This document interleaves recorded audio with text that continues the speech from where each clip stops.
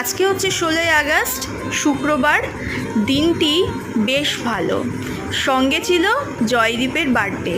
আজকের দিনটাই বেছে নেওয়া হলো মা তারায় পুজো দেব বলে। তো আমরা এসেছি 15ই আগস্ট বৃহস্পতিবার।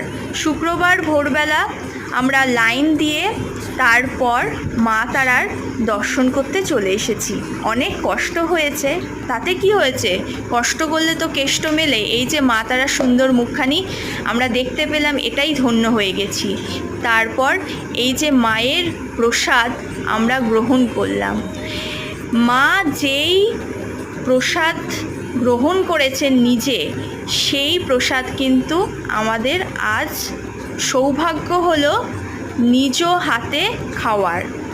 আমরা খুবই ধন্য হয়ে গেছি মা তারার এই প্রসাদ পেয়ে। তোমরাও চাইলে এইভাবে পুজো দিয়ে প্রসাদ গ্রহণ করার সুযোগ করে নিতে।